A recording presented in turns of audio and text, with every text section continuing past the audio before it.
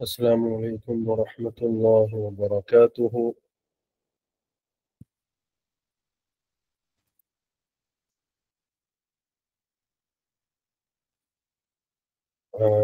امید ہے تمام حضرات خیریت سے ہوں گے۔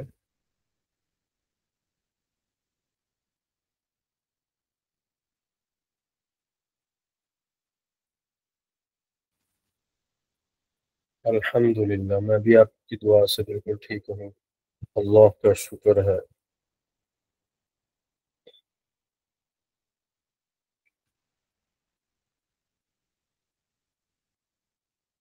آپ میرے ساتھ پہلے دعائیں پڑھ لیجئے۔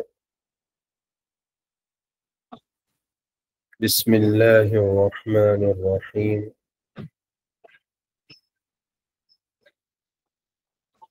رب زدنی علما،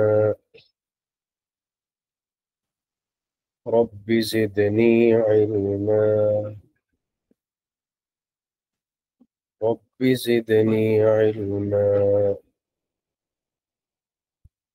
رب اشرح لی صدری ويسر لي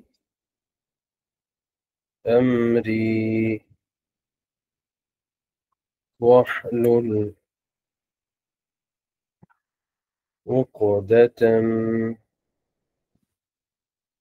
من لساني يفقه قولي، اللهم صل على سيدنا ومولانا محمد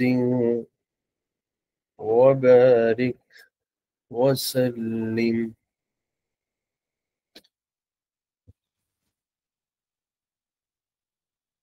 آپ کو آواز آ رہی ہے میری؟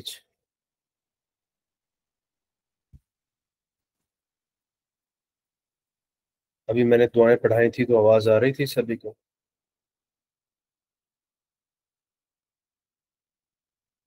ٹھیک ہے، ٹھیک ہے، ماشاءاللہ۔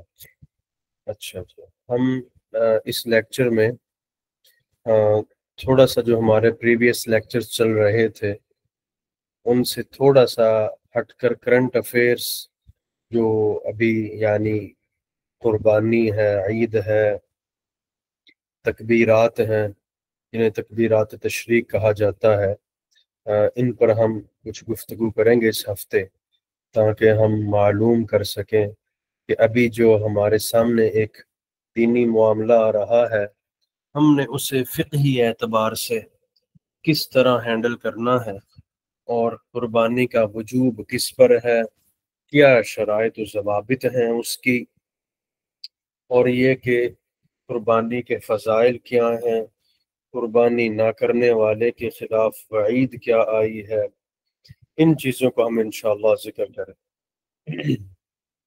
اور جو گزشتہ اسباق میں ہمارے چل رہا تھا نظام، جس میں ہم علتیں بیان کر رہے تھے، کن وجوہات پر دینی مسائل میں اختلاف ہوا یا ہوتا ہے، ان میں سے کچھ ابھی باقی ہیں، وہ انشاءاللہ ہم آگے چل کر ایک ایک کر کے ذکر کر لیں گے، لیکن ساتھ کچھ ایسی چیزیں کو بھی ہم ذکر کریں گے جو ابھی کرنٹ افیئرز ہمارے سامنے آ رہے ہیں۔ امید ہے یہ آپ سب کے لیے مفید رہے گا۔ جی، سب سے پہلی بات یہ سمجھیے کہ ایک تو فقہی گفتگو کا وہ نظام ہے جو کہ یعنی حج سے ریلیٹڈ ہے، اور ایک وہ ہے جو قربانی سے ریلیٹڈ ہے۔ یہاں جتنے بھی حضرات اس وقت لیکچر لے رہے ہیں عموماً وہ سارے حج سے تو ریلیٹڈ نہیں ہوں گے، یعنی کہ ابھی حج پر کوئی بھی نہیں جا رہا ہے ہم میں سے، ویسے بھی دن مکمل ہو چکے ہیں جانے والوں کا آئی تھنک، اور قربانی سے ریلیٹڈ زیادہ لوگ ہوں گے، تو ہم آج کی گفتگو میں زیادہ قربانی، اس کے متعلق مسائل، تکبیرات تشریق، اس کے متعلق گفتگو کر لیں گے، کچھ آپ کے سوالات کے جوابات ہم انشاءاللہ دیں گے۔ میں ابھی سفر سے لوٹا ہوں کچھ 10-15 منٹ پہلے، تو اس لیے ممکن ہے کہ اتنا ربط نہ ہو گفتگو میں جتنا پہلے ہوتا ہے، لیکن ہم پوری کوشش کریں گے کہ کیسے اچھے انداز میں انشاءاللہ چلے۔ سب سے پہلی بات تو یہ ہے کہ ہم یہ جو قربانی کرتے ہیں، یہ حضرت ابراہیم علیہ السلام کا وہ عمل جب وہ اپنے بیٹے کو ذبح کرنے کے لیے لے گئے اور وہاں پر انہوں نے اپنے بیٹے کو اللہ کے حکم پر ذبح کرنا چاہا اور وہ نہیں کر پائے کیونکہ اللہ کو کچھ اور ہی مقصود تھا۔ آپ صلی اللہ علیہ وسلم کی احادیث مبارکہ میں بھی اس کی فضیلت بہت اچھے انداز میں بیان ہوئی ہے۔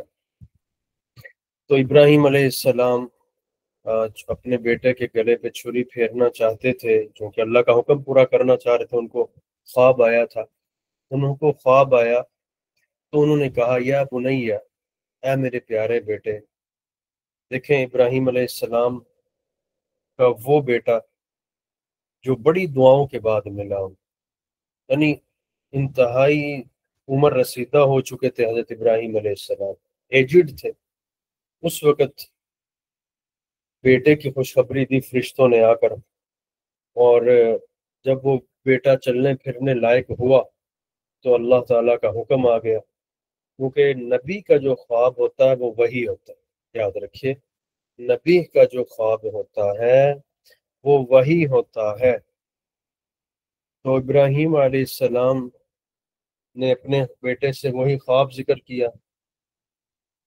اسی طرح آپ صلی اللہ علیہ وسلم نے جب اپنا خواب ذکر کیا کہ ہم عمرے پہ جا رہے ہیں تو صحابہ ریڈی ہو گئے، سارے حضرات عمرے کے لیے چلے، لیکن کفار نے تو روک لیا، آپ صلی اللہ علیہ وسلم کو عمرہ نہیں کرنے دیا۔ تو حضرت ابو عمر رضی اللہ تعالیٰ عنہ نے کہا یا رسول اللہ، انبیاء کا خواب تو وہی ہوتا ہے اور نبی کا خواب سچا ہوتا ہے، تو ہم کیوں نہیں عمرہ کر پائیں گے؟ کیوں یہ روک رہے ہیں ہم کو؟ آپ کا خواب تو سچا ہے۔ تو آپ صلی اللہ علیہ وسلم نے ارشاد فرمایا، میرے خواب میں یہ تو نہیں کہا گیا کہ اسی سال عمرہ کریں گے، ممکن ہے وہ اگلے سال خواب پورا ہونا ہو۔ اس لیے صحابہ کرام رضوان اللہ تعالیٰ علیہ مجمعین وہیں سے واپس لوٹے، عمرہ نہیں کر پائے۔ اب اپنے ہی علاقے کی طرف جا رہے تھے وہ، اور اپنے علاقے سے ان کو روک لیا گیا۔ مکہ انہی کا علاقہ تھا، لیکن یہ ہجرت کر کے جو کہ مدینے جا چکے تھے۔ تو آپ صلی اللہ علیہ وسلم بھی کبیدہ خاطر تھے، کچھ آپ بھی رنجیدہ تھے، صحابہ بھی رنجیدہ تھے اس معاملے میں، لیکن باہر کیف نہیں عمرہ ہو سکا اس سال۔ تو آپ صلی اللہ علیہ وسلم نے فرمایا اگرچہ نبی کا خواب وہی ہوتا ہے، لیکن اس خواب میں یہ تو نہیں تھا کہ ابھی اسی سال ہی مجھ کو عمرہ کرنا، یہ نہیں بتایا گیا اس خواب میں۔ پھر اس کے بعد عمرہ ہوا، اس خواب کو پورا کیا گیا۔ اسی طرح حضرت ابراہیم علیہ السلام نے جب خواب دیکھا کہ وہ اپنے بیٹے کو ذبح کر رہے ہیں تو بیٹے کو خواب سنایا۔ قرآن مجید سورۃ صافات میں ہے۔ ابراہیم علیہ السلام نے فرمایا یا بنیا، اے میرے پیارے بیٹے، انی ارا فی المنام، میں نے خواب میں دیکھا ہے یا میں یہ خواب دیکھتا ہوں، انی اذبحک، کہ میں آپ کو ذبح کر رہا ہوں، اسماعیل یعنی بیٹا میں آپ کو ذبح کر رہا ہوں۔ فانظر ماذا تری، تم کیا کہتے ہو؟ تو بیٹے نے فوراً جواب دیا، قال یا ابت، بیٹے نے کہا اے میرے پیارے ابا جان، افعل ما تؤمر، آپ کو جو حکم دیا گیا وہ کر گزری ہے۔ سبحان اللہ، یعنی بیٹے کو اس بات کا علم تھا کہ باپ کی نبی کی وحی، نبی کا خواب وہی ہوتا، حالانکہ بیٹا چھوٹا سا تھا اس وقت، چلنے پھرنے لائق ہوا تھا وہ باپ کے ساتھ۔ تو بیٹا کہہ رہا ہے کہ افعل ما تؤمر، کہ اے ابا جان آپ کو جس چیز کا حکم دیا گیا آپ وہ کر گزری ہو۔ ستجدنی انشاءاللہ من الصابرین، آپ مجھے اللہ کے فضل سے، اللہ نے چاہا تو صبر کرنے والوں میں سے پائیں گے۔ باہر کیف ابراہیم علیہ السلام نے بیٹے کو لٹا دیا نیچے، اور دونوں راضی ہو گئے، ایک ذبح کرنے پر ایک ذبح ہونے پر۔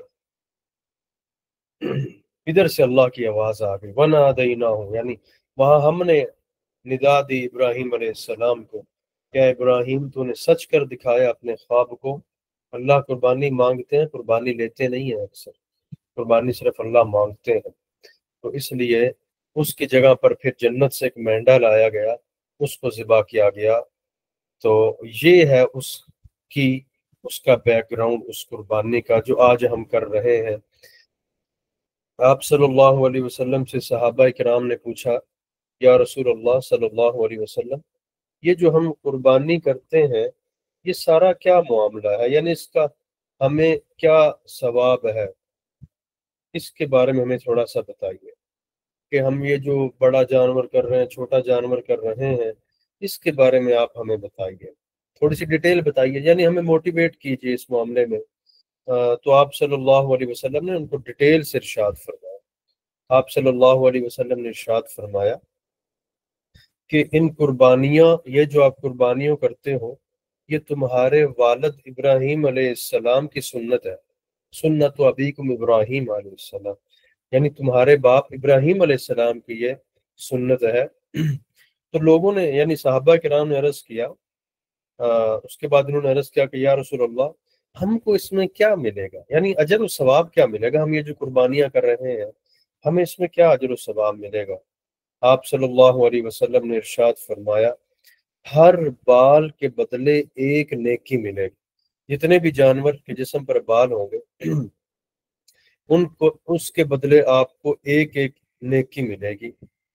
اور صحابہ نے عرض کیا، یا رسول اللہ، اگر ہم بھیڑ ذبح کریں تو، یعنی اس کے جسم پر تو بال ہی بال ہی ہیں، بال ہی بال ہیں اتنے زیادہ، تو کیا ہوگا؟ تو آپ صلی اللہ علیہ وسلم نے ارشاد فرمایا، بھیڑ بکری کے قربانی میں بھی ہر بال کے بدلے میں ایک نیکی ملے گی۔ یہ حدیث ابن ماجہ میں بھی مذکور ہے، مسند احمد میں بھی مذکور ہے، اور اس کا آپ ریفرنس نوٹ فرما لیجئے۔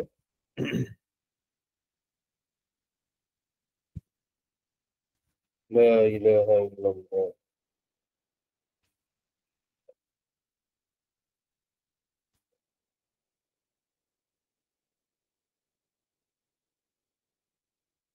تھری ون ٹو سیون، 3123 پر اس کا حدیث کا نمبر ہے، 3123، سنن ابن ماجہ۔ تو ایک تو یہ فضیلت ہے کہ ہمارے ابراہیم علیہ السلام جو ہمارے روحانی باپ ہے، ان کا عمل ہے، ان کی سنت ہے، اور پھر ہمیں اس کے ہر بال کے بدلے میں ایک ہم جی ریفرنس نوٹ فرما لیجیے، 3123، 3127، یہ حدیث کا ریفرنس ہے۔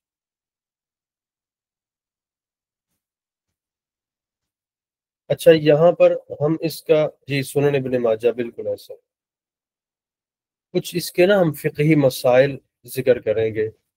قربانی کے اور بھی بہت سے فضائل ہیں، لیکن چونکہ فضائل کو اگر میں یہاں ذکر کروں وہ تو متعدد احادیث میں وارد ہوئے ہیں، تو وہ بہت زیادہ ہے، ٹھیک ہے جی۔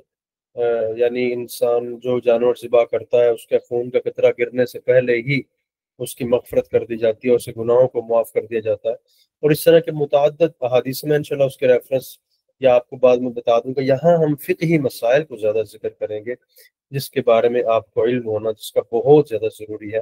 یعنی فضائل تو عموماً آپ ماشاءاللہ سنتے ہی رہتے ہیں احادیث مبارکہ کے اندر۔ یہاں پہ سب سے پہلا ایک مسئلہ عرض کر دوں میں، وہ یہ ہے کہ قربانی اور عید الاضحیٰ، قربانی جو آپ حج پر کرتے ہیں نا، جو لوگ حج پر قربانی کرتے ہیں وہ حج قران اور حج تمتع میں ہوتی ہے، حج افراد میں قربانی نہیں ہوتی۔ ایک فرق یہ ہو گیا۔ دوسرا فرق یہ سمجھے کہ حج قران اور حج تمتع میں قربانی کرنے والا چاہے امیر ہو یا غریب ہو، اس پر قربانی فرض ہے، قربانی واجب ہے اس پر۔ جبکہ یہ جو ہم ادھر پاکستان میں قربانی کرتے ہیں اپنی، جو حج پر نہیں گئے ہوتے، اگر وہ امیر ہو، وہ نصاب کو پہنچتا ہو، تو اس پر قربانی واجب ہوتی ہے۔ اگر وہ نصاب کو نہیں پہنچتا تو پھر اس پر قربانی واجب نہیں ہوتی۔ میں نصاب بھی انشاءاللہ آخر میں چل کے آپ حضرات کو لکھوا دوں گا۔ اسی طرح لیکن اگر کوئی شخص قربانی پر ہے، حج پر ہے، وہ حج قران اور حج تمتع ہی کر رہا ہے، لیکن اس کے پاس قربانی کے پیسے ہی نہیں ہیں، وہ حج تو کرنا چاہتا ہے، حج تو کر رہا ہے لیکن قربانی کے لیے اس کے پاس پیسے نہیں ہیں، اور اس کی حج کی قسم بھی حج تمتع اور حج قران ہے، تو پھر اس شخص پہ وہ روزے رکھے گا، 10 روزے رکھے گا، اور 3 روزے جو ہیں وہ احرام باندھ کر، اور باقی 7 روزے جب وہ حج سے فارغ ہو جائے گا تو وہ جہاں چاہے وہ ان 7 روزوں کو رکھے گا، اور 3 روزے وہ پہلے رکھے گا کیونکہ وہ قربانی نہیں کر پا رہا ہے، جبکہ قربانی اس کے ذمے واجب ہے۔ ایک اور فقہی مسئلہ اس کے متعلق وہ یہ ہے کہ بعض حضرات یہ سمجھتے ہیں کہ اگر ہم قربانی کرنے والی چیز، یعنی جو بھی ہے، جانور ہے، بکرا ہے، بکری ہے، گائے ہے، بیل ہے، وہ کہتے ہیں اگر ہم یہ قربانی پر نہ لگائیں پیسہ، اتنا پیسہ ہم اللہ کی راہ میں ویسے صدقہ کر دیں تو یہ زیادہ اچھا نہیں ہے، یا ہم کسی غریب یتیم کی کفالت کر دیں۔ یاد رکھیے، عبادت نام ہے اللہ کے حکم کو اللہ کے بتائے ہوئے وقت پر نبی کریم صلی اللہ علیہ وسلم کے طریقے پر کرنا۔ اب ہم اللہ اور اس کے رسول نے تو ہمیں قربانی کے دنوں میں قربانی کا ہی حکم دیا، لیکن ہم لوگ اس کی جگہ پر سوچ رہے ہیں کہ ان پیسوں کو کسی غریب کو دے دیں۔ یاد رکھیے، اس طرح کی بات سیکولر یا لبرل کرتے ہیں زیادہ تر، تاکہ لوگوں کو دلوں سے قربانی کی وہ عظمت نکال دیں اور اس کی جگہ پر کہیں اور پیسے کو خرچ کروا دیں۔ آپ کبھی ان لوگوں سے کہیے کہ یہ جو آپ نے اتنے مہنگے فونز رکھے ہوئے ہیں، یا کوٹھیاں ہیں، بنگلے ہیں، گاڑیاں، آپ ان کو بیچ کر کیوں کسی غریب کی مدد نہیں کرتے؟ آپ کو سال میں صرف قربانی کے موقعوں پر ہی یہ کیوں بات یاد آتی ہے؟ اس لیے دراصل وہ اللہ کے راستے میں قربانی کرنا ہی نہیں چاہتے، اس لیے وہ ہیل اور حجتیں کرتے ہیں، اس لیے آپ حضرات نے کبھی ان کی بات پر کان نہیں دھرنا۔ ٹھیک ہے جی، سن لینی ہے ان کی بات، اس طرح کے پیار محبت سے ان کو آپ نے جواب دے دینا ہے کہ بھائیو، یہ رحم دلی یا ہمدردی صرف قربانی کے موقع پر ہی کیوں یاد آتی ہے آپ حضرات کو؟ یہ آپ سال کے کسی اور موقع پہ کیوں نہیں ہمدردی یاد آتی؟ ضرور کریں ہمدردی، غریبوں کے ساتھ کرنی بھی چاہیے۔ اچھا، لیکن یہ بھی آپ یاد رکھیے کہ قربانی در حقیقت غریبوں کے ساتھ ہمدردی ہی ہے۔ کیسے ہمدردی ہے؟ آپ دیکھیے کہ قربانی کھال غریب کو دی جاتی ہے، گوشت بھی غریبوں کو ہی دیا جاتا ہے، اتنے معاملات میں غریبوں کو فائدہ ہوتا ہے قربانی میں۔ پھر یہ کہنا کہ جی قربانی سے غریبوں کو کیا فائدہ ہے، میرا خیال ہے یہ بات ہی نامناسب ہے، کیونکہ اس سے آخر کار غریبوں کو بھی فائدہ ہو رہا ہے اور امیر حضرات کو بھی فائدہ ہو رہا ہے۔ 1 منٹ دے دیجیے۔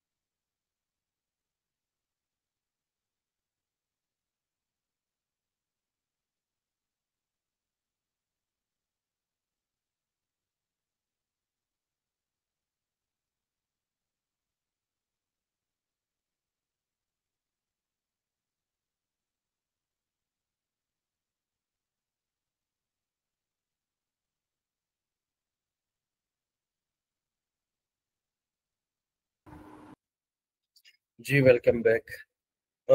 ایک سوال یہ پوچھا گیا ہے، میں ذرا اس کو اوپن کر لوں سوال کو اچھے سے۔ سر ہمارے نبی کریم صلی اللہ علیہ وسلم کی کیا سنت تھی، وہ کس جانور کی قربانی کیا کرتے تھے؟ بہت اچھا سوال ہے جی۔ آپ صلی اللہ علیہ وسلم عموماً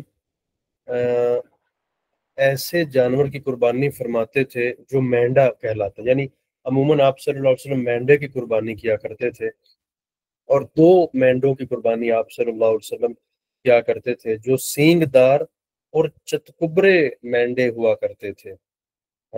یعنی آپ صلی اللہ علیہ وسلم کے جانور کے قدم اور ان کی ایک دو پارٹس اور باڈی کے وہ سفید ہوا کرتے تھے، اور بقیہ جانور کا کلر بلیک یا سفید ہوا کرتا تھا، لیکن خاص مواقع پر وہ آپ صلی اللہ علیہ وسلم کے جانور بڑے خوبصورت ہوا کرتے تھے جنہیں چتکبرے کہا جاتا ہے۔ ٹھیک ہے جی۔ سنن ابن ماجہ میں روایت ہے 3120 پر آپ صلی اللہ علیہ وسلم 2 مینڈے ذبح کیا کرتے تھے اپنے قربانی کے جانور کے لیے، جو آپ صلی اللہ علیہ وسلم چنا کرتے تھے اپنے لیے جانور۔ اچھا، ویسے یہ میں بات عرض کر دوں، آپ صلی اللہ علیہ وسلم نے جو اپنا حج مبارک فرمایا، سر یہ اب بھی ہوتے ہیں؟ جی بالکل ہوتے ہیں، یہ جانور ہوتے ہیں اب بھی، اس قسم کی قسمت سے مل جائیں تو بڑے ڈھونڈنے پڑتے ہیں، بڑی مشکل سے ملتے ہیں۔ یہ بڑا خاص قسم کا جانور ہوتا ہے۔ خاص قسم سے مراد ہے ایسے عموماً ہوتے نہیں ہیں، ایسے ملتے نہیں ہیں، لیکن اگر مل جائیں کسی کو تو بڑی بات ہے۔ آپ صلی اللہ علیہ وسلم کو اس طرح کا جانور بہت زیادہ پسند تھا، اور آپ صلی اللہ علیہ وسلم اس طرح بڑے شوق سے آپ صلی اللہ علیہ وسلم فرمایا کرتے تھے قربانی۔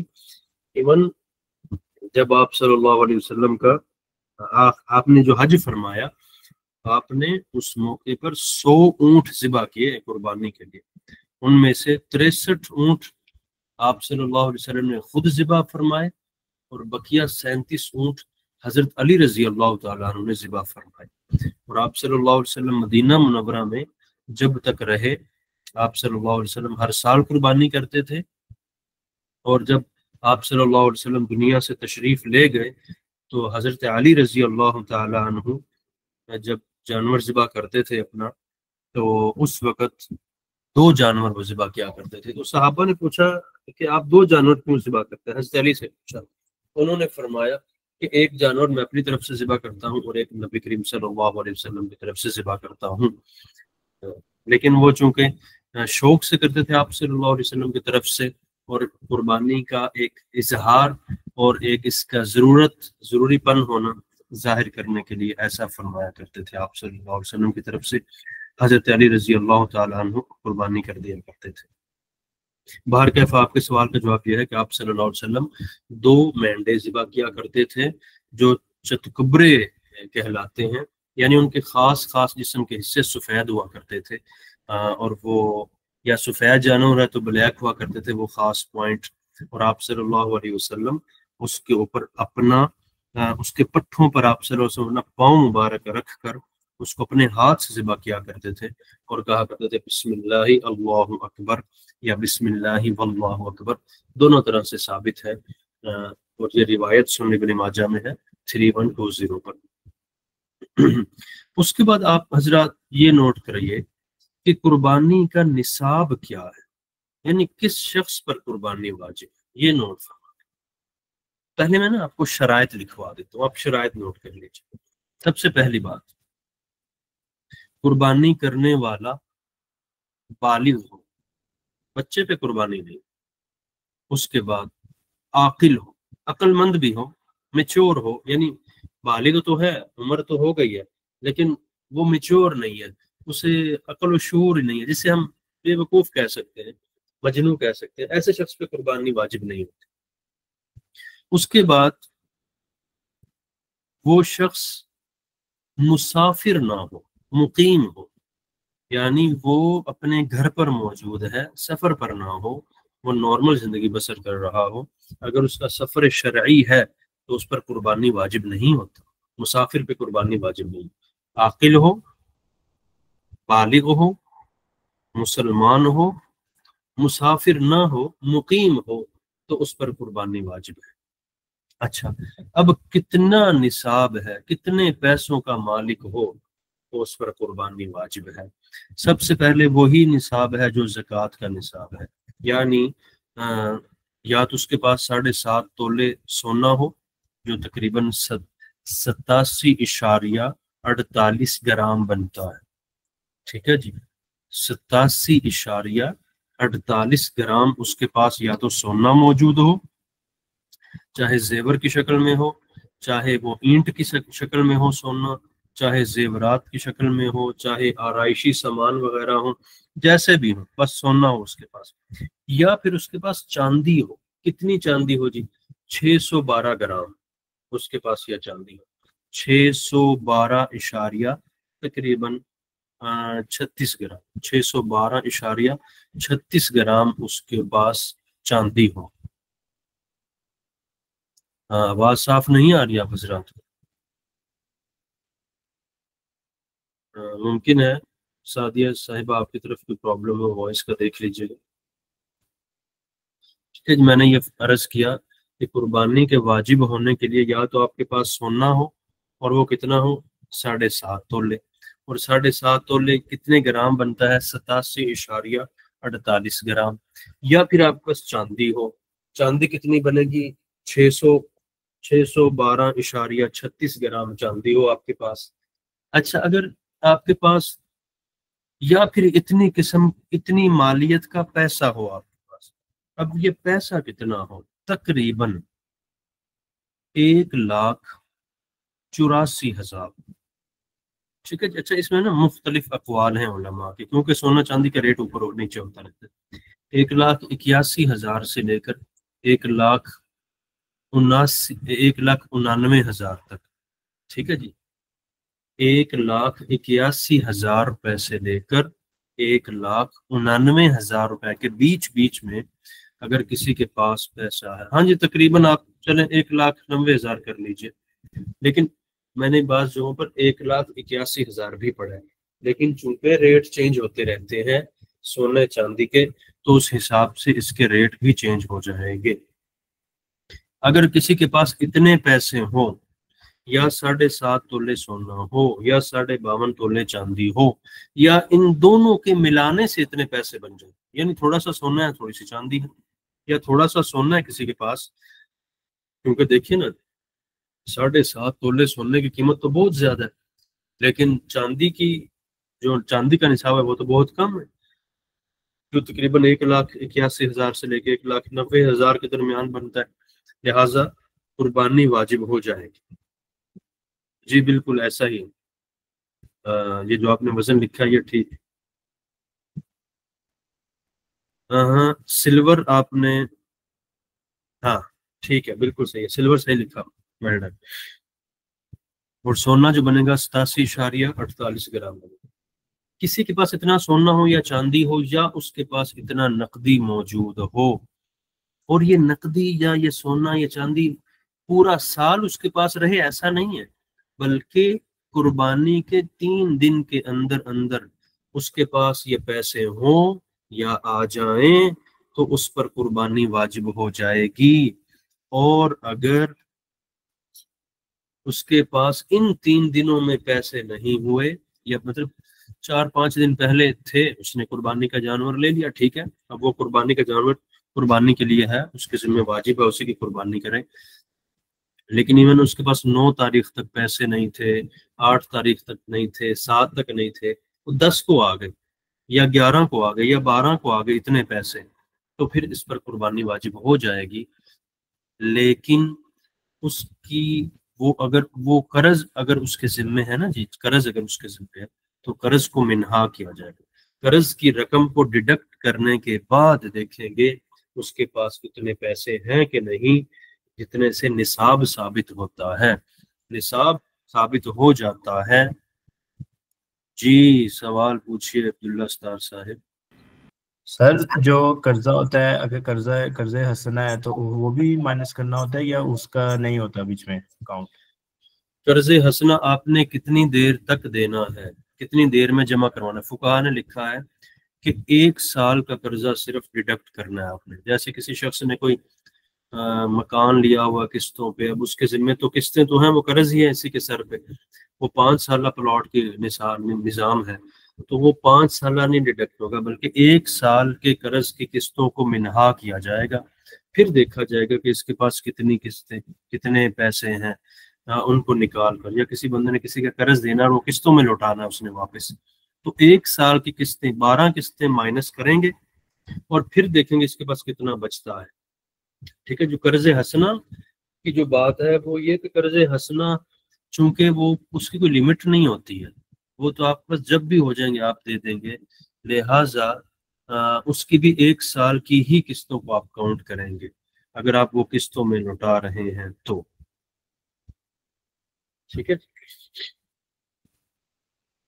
اب اس کے بعد یہ سمجھیے کہ اگر کسی شخص کے پاس اس وقت پیسے آئے جس وقت ٹائم ختم ہو گیا تھا قربانی کا، اب آپ کر ہی نہیں سکتے قربانی، ایسے تنگ وقت میں آپ کے پاس پیسے آ گئے کہ آپ صاحب نصاب ہو گئے اور آپ کے ذمے قربانی واجب ہو گئی، لیکن آپ کے پاس اب ٹائم نہیں ہے کہ اتنی دیر میں جانور خریدے اور ذبح کریں، ادھر سے ٹائم ختم ہو گیا، تو یاد رکھیے اتنے پیسے صدقہ کرنا واجب ہو جائیں گے جتنے پیسوں کی قربانی آپ کے ذمے واجب ہوئی تھی۔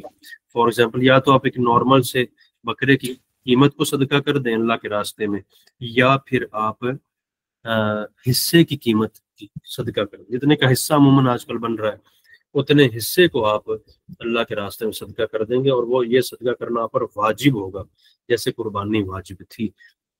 آپ یہ نہیں کہہ سکتے کہ جی میرے پاس تو پیسے جب آئے تو میرے پاس اتنا ٹائم ہی نہیں تھا کہ جتنے وقت میں میں جانور لے کر ذبح کرتا اللہ کے راستے میں خرچ کرتا، تو بھائیو اتنے پیسے ہی بس آپ اللہ کے راستے میں خرچ کر دیجئے۔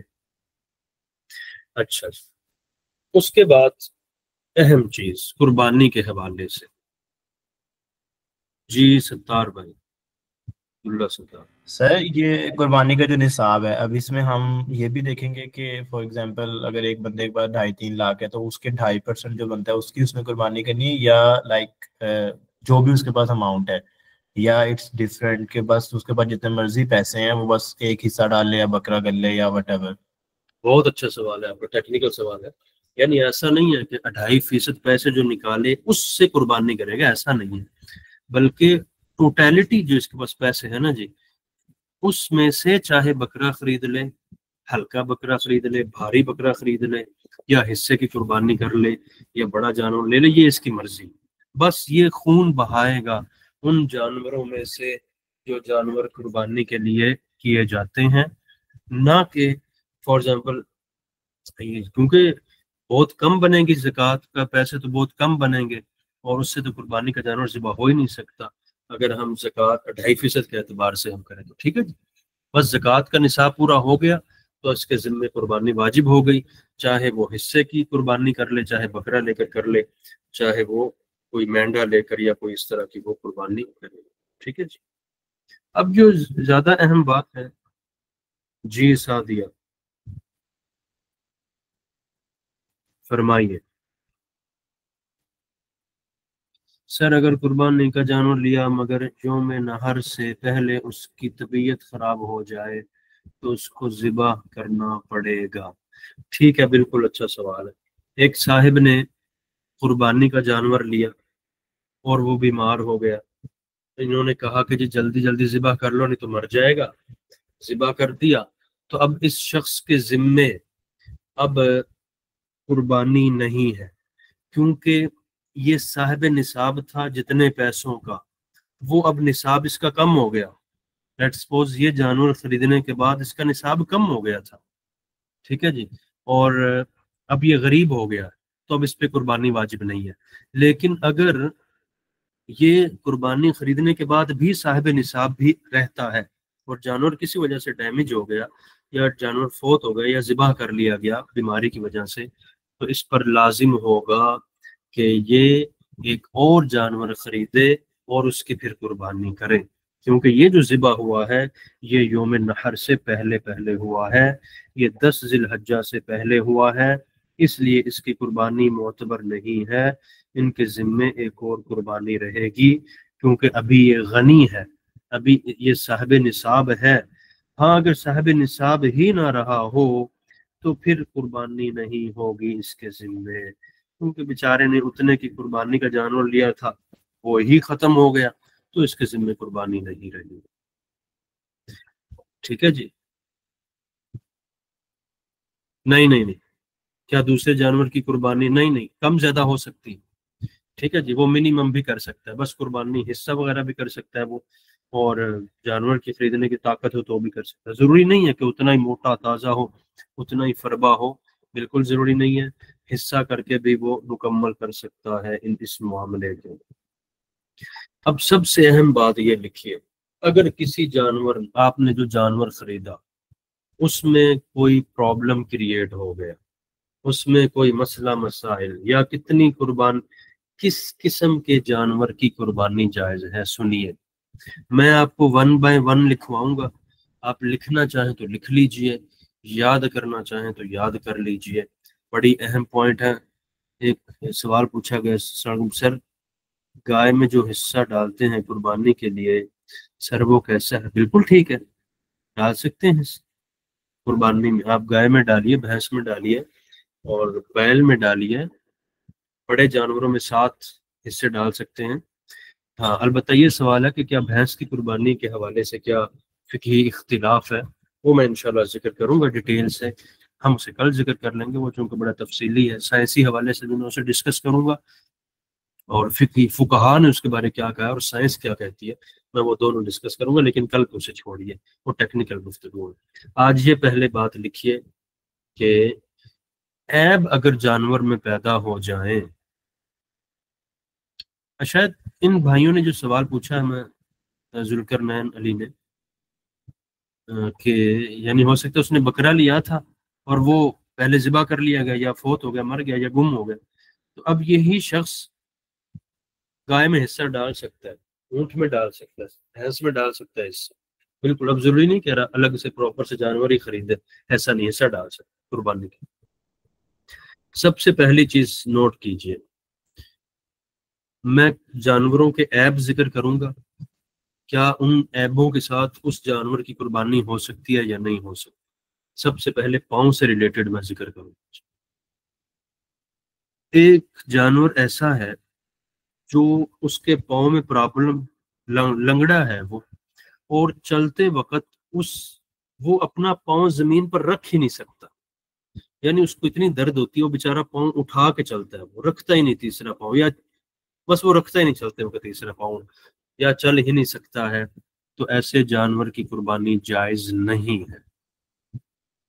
البتہ چلتے وقت وہ اس پاؤں سے سہارا لیتا ہے، مکمل نیچے نہیں لگاتا، لنگڑا کے چلتا ہے، تھوڑا سا رکھتا ہے پاؤں، سہارا لے لیتا ہے اس پاؤں سے، تو پھر اس کی قربانی جائز ہوگی، ٹھیک ہے جی، کوئی ایسا مسئلہ نہیں ہے۔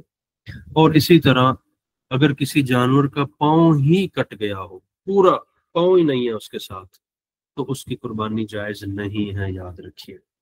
اب آ جائیے دانتوں کے حوالے سے، اگر جانور کے اکثر دانت ٹوٹے ہوئے ہوں کہ چارہ بھی نہ کھا سکتا وہ بیچارہ، تو اس کی قربانی جائز نہیں ہے۔ اور اگر دانت تو ٹوٹے ہوئے ہیں لیکن وہ چارہ کھا سکتا ہے پھر بھی، تو اس کی قربانی جائز ہے، کیونکہ وہ چارہ کھا سکتا ہے، اس کا مطلب ہے اس کا ڈیمیج تھوڑا ہے، کم ہے، تو اس کی قربانی جائز۔ اسی طرح کان کے متعلق، کان سے زیادہ ریلیٹڈ لوگ ہم سے مسائل پوچھتے ہیں، ویسے اگر کسی جانور کے پیدائشی طور پر، ایک سوال آ گیا ہے جی، ایسا جانور جس کا ایک پاؤں بالکل زمین پہ نہیں رکھ سکتا، اس کی قربانی جائز ہے، لیکن اگر، ہاں جی ٹھیک ہے، آپ نے جواب دے دیا، اس کا شکریہ۔ کان کی طرف آئیے، جس جانور کے پیدائشی طور پر ایک یا دونوں کان نہ ہو، ٹھیک ہے جی، یا کان کا تیسرا یا اس سے زیادہ حصہ کٹا ہوا، پیدائشی طور پر ایک کان نہ ہو یا دونوں نہ ہو، یا ہیں تو صحیح لیکن کان کا تیسرا حصہ یا اس سے زیادہ حصہ کٹا ہوا ہے، تو اس کی قربانی جائز نہیں ہوگی، وہ عیب شمار ہوگا۔ البتہ کان کا تہائی حصے سے کم کٹا ہوا ہے اس کا کان، تو پھر اس کی قربانی جائز ہو جائے گی۔ اسی طرح سینگ کے معاملے میں بڑے اہم مسائل لوگ پوچھتے ہیں، کیونکہ سینگوں کا تعلق حسن سے بھی ہے جانور کے، کبھی کاٹنے سے حسن بڑھتا ہے، کبھی رکھنے سے حسن بڑھتا ہے جانور کا، تو اس لیے اس کی بڑے اہم توجہ سے بات سن لیجیے۔ جی ٹھیک ہے، بالکل۔ اچھا جی سنیے، اگر جانور کے سینگ پیدائشی طور پر نہ ہوں یا ہوں لیکن چھوٹے چھوٹے ہوں، بالکل کچھ جانور ہوتے ہیں اس طرح کے، تو ان کی قربانی جائز ہے۔ پیدائشی ہے ہی نہیں، پیدا ہوا تو تھے ہی نہیں، تو پھر بھی اس کی قربانی جائز ہے، یا بہت چھوٹے ہوں تب بھی جائز ہے۔ یا ٹوٹا ہوا ہے سینگ اس کا لیکن جڑ سے نہیں ٹوٹا بلکہ اوپر سے ٹوٹا ہے، جہاں وہ پتھر نما ہوتا ہے وہاں سے ٹوٹا ہے، جڑ سے نہیں ٹوٹا، تو بھی اس کی قربانی جائز ہے۔ لیکن اگر اس کا سینگ جانور کا اکھڑا ہے اور گودے سے اکھڑا ہے، اندر سے اکھڑا ہوا ہے وہ، ٹھیک ہے جی، اور اندر کا گودا ہی ختم ہو چکا ہے اس کا، تو پھر اس کی قربانی جائز نہیں ہے، یاد رکھیے۔ ٹھیک ہو گئی بات؟ اسی طرح اگر جانور کی جو دم ہے، ہم اگر دم کی طرف آئیں اس کی بات کریں، تو اگر تہائی حصے سے کم کٹی ہوئی ہو اس کی دم، کٹی ہوئی ہے لیکن تھوڑی کم، زیادہ نہیں کٹی، بکیا زیادہ حصہ ہے، تو قربانی اس کی جائز ہے۔ اگر تہائی یا اس سے زیادہ حصے کی کٹی ہوئی ہے دم اس کی، تو اس کی قربانی جائز نہیں ہے، یاد رکھیے۔ اسی طرح کسی جانور کو نا رسولی ہو، کسی جانور کو رسولی نکلی ہوئی ہے لیکن اس کی وجہ سے اس کی صحت متاثر نہیں ہوئی، جانور کی بعض جانور کو رسولی نکلی ہوتی، بہت بڑی نظر بھی آ رہی ہوتی ہے وہ، لیکن وہ کھاتا پیتا ٹھیک ہے، چلتا پھرتا بھی ٹھیک ہے، صحت مند لگتا ہے، تو اس کی قربانی جائز ہے۔ لیکن اگر اسی کی وجہ سے وہ پرابلم کا شکار ہو گیا ہو تو پھر اس کی قربانی جائز نہیں ہے۔ کچھ ہم تھن کے بارے میں گفتگو کریں کہ جانوروں کی، اونٹنی، گائے یا بھینس کا ایک تھن خراب ہو اور باقی 3 ٹھیک ہوں تو قربانی جائز ہے۔ بڑے اچھے سے ان مسائل کو سمجھ لیجئے، منڈی میں جب آپ حضرات جاتے ہیں تو یہ چیزوں کا سامنا آپ کو کرنا پڑ سکتا ہے۔ دوبارہ عرض کر رہا ہوں، تھنوں کے معاملے میں اونٹنی کا، گائے کا یا بھینس کا، دیکھیں میں نے اس میں چھوٹے جانور کا ذکر نہیں کیا، میں نے اونٹ، گائے، بھینس، ان کے 3 تھن جو ہیں وہ صحیح ہے، ایک خراب ہے، تو اس کی قربانی جائز ہے۔ اچھا، اگر اونٹنی، گائے یا بھینس کے 2 تھن جو ہے نا وہ خراب ہیں، 2 صحیح ہیں 2 ہی خراب ہے، تو قربانی جائز نہیں ہے۔ اچھا، بکری اگر یعنی چھوٹا جانور ہم لیں، اگر اس کا 1 تھن خراب ہو تو قربانی جائز ہی نہیں ہے، ٹھیک ہے جی، نہیں ہوگی جائز ان کی قربانی، بالکل یاد رکھیے گا۔ بڑے جانور میں تھوڑا سا مارجن ہے اس حوالے سے، چھوٹے جانور میں نہیں ہے، ٹھیک ہے جی۔ ہاں یہ البتہ نہیں ڈسکس ہوگا جی، اس کے جانور کے تھن سے دودھ نکلتا ہو، اگرچہ کم نکلتا ہو تو کوئی پرابلم نہیں ہے، قربانی اس سے ہو جائے گی۔ اچھا اب آئیے آنکھ کے معاملے میں، ہم نے کان کو بھی ذکر کر لیا ہے، دانتوں کو بھی، پاؤں کو بھی، تھنوں کو بھی، آنکھ کے معاملے میں سمجھیے قربانی کے جانور کا کیا شرعی حکم۔ کوئی جانور ایسا ہے وہ بھینگا ہے لیکن اس کی بینائی 1/3 سے کم ہے، 1/3 سے کم ہے، تو پھر اس کی قربانی جائز ہے، ٹھیک ہے جی۔ لیکن کانا ہے، 1/3 سے زیادہ بینائی اس کی متاثر ہے، ٹھیک ہے جی، یا اندھا ہی ہو ٹوٹلی، تو اس کی قربانی جائز نہیں ہے۔ اسی طرح جس جانور کی ناک کٹی ہوئی ہو اس کی بھی قربانی جائز نہیں ہے۔ یہاں آپ یہ سوال کر سکتے ہیں کہ سر ہمیں کیسے پتہ چلے گا کہ اس کو آنکھ سے نظر آتا ہے یا نہیں آتا ہے؟ فقہا نے لکھا ہے کہ اس کی طرف آپ چارہ بڑھا کر دیکھیں، ٹھیک ہے جی، تھوڑا سا آنکھ کی طرف اس کے چارہ کر کے دیکھیں، تو وہ اگر فوراً لپک کر آ جائے، آپ کو پتہ بھی چلے کہ چارے کی طرف دیکھ بھی رہا ہے پھر بھی نہیں آ رہا ہے، اگر وہ بھوکا ہے، اس کو ضرورت ہے، تو چارے سے یہ چیز اندازہ آپ لگا سکتے ہیں، یا اس کی آنکھ کو دیکھ کر اندازہ لگایا جا سکتا ہے۔ باہر کیف مہنگا ہے لیکن 1/3 سے کم بینائی اس کی متاثر ہے تو جانور جائز ہے، ٹھیک ہے جی۔ لیکن اگر وہ ٹوٹلی اندھا ہو یا بہت زیادہ مہنگا ہو، برا ہی لگتا ہو، جیسے عیب ہی شمار ہونے لگ جاتا ہو، تو ایسی اس کی قربانی جائز نہیں ہوگی، کیونکہ آپ اللہ کے راستے میں دیکھ رہے ہیں، اس کو نظر نہیں آتا ہو ٹوٹلی، اس کی قربانی جائز نہیں ہے۔ کسی جانور کا ناک کٹا ہو تو اس کی قربانی جائز نہیں ہے، لیکن رسی ڈالنے کے لیے اگر ناک کاٹا گیا ہو، رسی ڈالنے کے لیے، نتھ ڈالنے کے لیے کسی جانور کی ناک کاٹا گیا ہو تو یاد رکھیے اس کی قربانی جائز ہے، کیونکہ یہاں ضرورت کی بنا پر ایسا کیا گیا ہے، ٹھیک ہے جی۔ اسی طرح جس جانور کی آدھی یا اس سے زیادہ زبان کٹی ہوئی ہو اس کی قربانی جائز نہیں ہے۔ جس جانور کی زبان آدھی یا اس سے زیادہ کٹی ہوئی ہو تو جائز نہیں ہے، لیکن اس سے کم کٹی ہوئی ہو تو پھر جائز ہے۔ پریگننٹ جانور ہے، کوئی حاملہ ہے، تو اس کی قربانی جائز ہے۔ اگر آپ کو پتہ نہیں چلا تو اس کا بچہ جو ہے وہ زندہ باہر آ گیا ہے، ٹھیک ہے جی، تو قربانی آپ اس جانور کی کر دیں گے۔ البتہ اس جانور کے بچے کا شرعی حکم کیا ہے، کیونکہ وہ بھی تو اسی جانور کا حصہ ہی تھا نا جب آپ نے پرچیز کیا تھا، تو اس کے بارے میں فقہا کا اختلاف ہے، ٹھیک ہے جی، اس کا کیا کیا جائے۔ البتہ بس اتنا سمجھے کہ حاملہ جانور جو ہے اس کی قربانی جائز ہے۔ اسی طرح جو جانور خصی ہوتے ہیں ان جانوروں کی قربانی بھی جائز ہے، بلکہ افضل ہے، بعض احادیث میں تو یہ لکھا ہوا کہ خصی جانور کی قربانی افضل ہے۔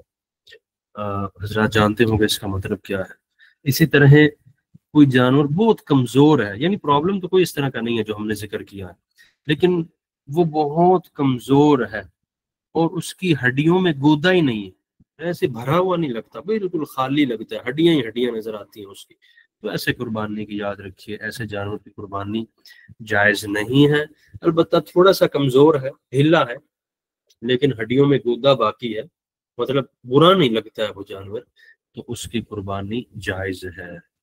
یہاں پر ایک اور مسئلہ سمجھ لیجئے، آپ نے جب جانور خریدا بالکل صحیح تھا، کوئی عیب نہیں تھا اس کا، لیکن ذبح کرتے ہوئے کوئی ایسا عیب پیدا ہو گیا جس عیب کے ہوتے ہوئے قربانی جائز نہیں ہوتی، تو ایسا عیب معاف ہے، اس کی وجہ سے جانور خراب نہیں ہوگا، آپ کی قربانی پہ کوئی اثر نہیں پڑے گا۔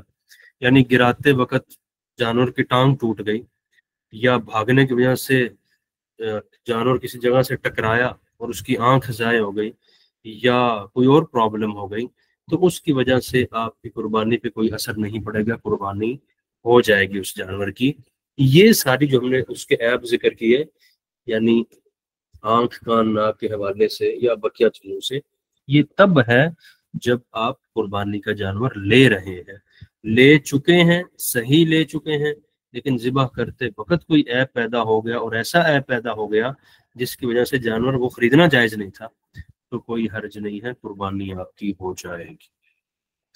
بس جی آج اتنا کافی ہے، بقیہ انشاءاللہ آپ کے جو سوالات ہوں گے قربانی سے ریلیٹڈ یا جو چیزیں آج رہ گئی ہیں وہ انشاءاللہ ہم کل ذکر کریں، ٹھیک ہے۔ میں چونکہ سفر پر تھا، ابھی عصر کی نماز میں لوٹا ہوں، 3-4 دن سفر پر تھا میں، تو اس لیے ہم مزید چیزیں نہیں ڈسکس کر سکے، انشاءاللہ کل مزید پڑھیں گے۔